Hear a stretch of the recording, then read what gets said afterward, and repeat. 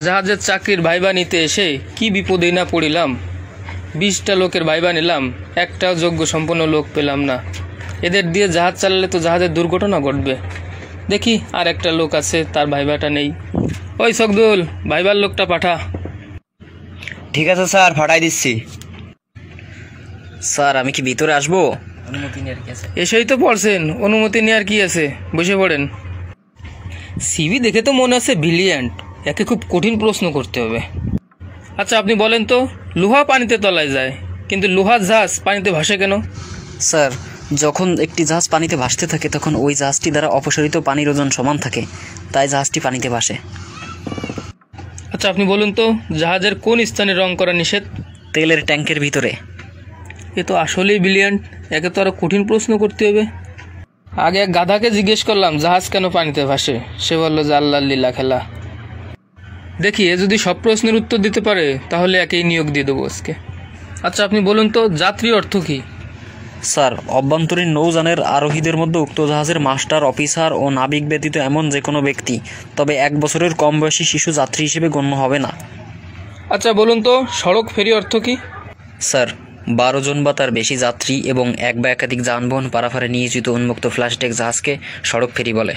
আচ্ছা বলুন তো, শক্তিচালিত জাহাজ কুয়াশায় চড়ায় আটকে গেলে কি সিগন্যাল দিবে? 1 মিনিটের অধিক সময় অন্তর অন্তর 5 সেকেন্ড ধরিয়া দ্রুত গতিতে হর্ন বা ঘণ্টা বাজাবো, এবং তারপর পরপর 3 বার স্পষ্টভাবে হর্নে বা ঘণ্টায় শব্দ বাজাবো। না, এ তো সব প্রশ্নের উত্তরই দিয়ে দিল, এটা তো আরও কঠিন প্রশ্ন করতে হবে। আচ্ছা আপনি বলুন তো, বেশি ড্রাফের জাহাজ কোন কোন জাহাজকে পথ দিবে? স্যার, নট আন্ডার কমান্ড জাহাজকে এবং চলাচলের সীমিত ক্ষমতার জাহাজকে পথ দিবে। আচ্ছা আপনি বলেন তো, লুক আউট ডিউটি বলতে কি বোঝেন? স্যার, সংঘর্ষ প্রতিরোধ ও উপস্থিত বিপদ নিবারণের জন্য সকল সময় অপর জাহাজ বা বিপদের উপস্থিতি দেখা ও সংকেত শোনার জন্য যে ডিউটি করা হয় তাকে লুক আউট ডিউটি বলে। আচ্ছা আপনি এবার বলুন তো, সেফ স্পিড বা নিরাপদ গতি কি? যে স্পিডে জাহাজ চালালে উপস্থিত বিপদ ও সংঘর্ষ প্রতিরোধের জন্য সহজেই সঠিক ও কার্যকর ব্যবস্থা নেওয়া যায় তাকে সেফ স্পিড বা নিরাপদ গতি বলে। আচ্ছা আপনি বলুন তো, রাডার ডানে বামে সর্বোচ্চ কত ডিগ্রি ঘোরে? Sir, 35 degree. আচ্ছা বলুন তো, হ্যান্ড হুইল ঘোরানোর জন্য কতটুকু শক্তির প্রয়োজন? স্যার, 200 নিউটনের অধিক।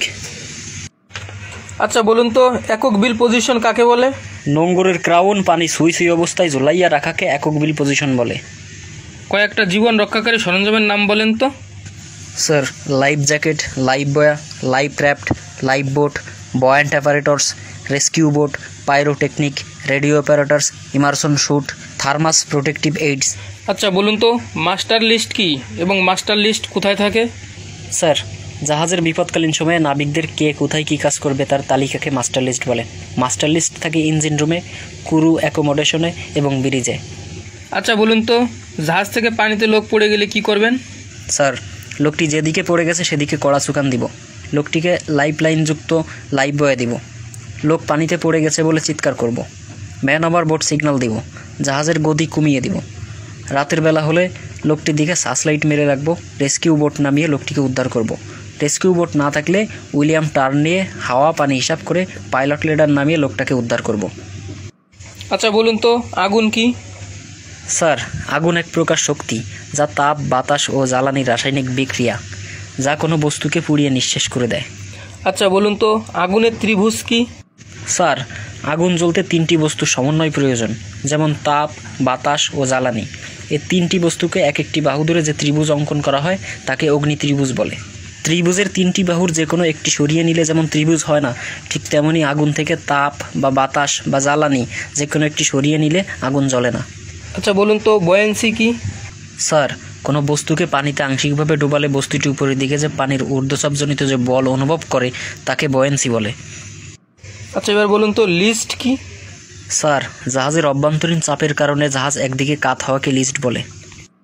আচ্ছা বলুন তো, মিঠা পানি এবং লবণ পানির ঘনত্ব কত?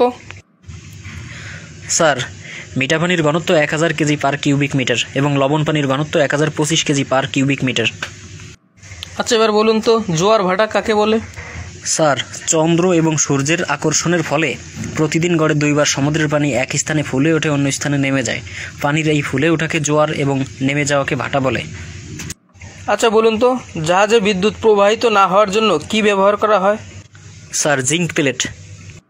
আচ্ছা বলুন তো, সংঘর্ষের সম্ভাবনা আছে কিভাবে বুঝবেন?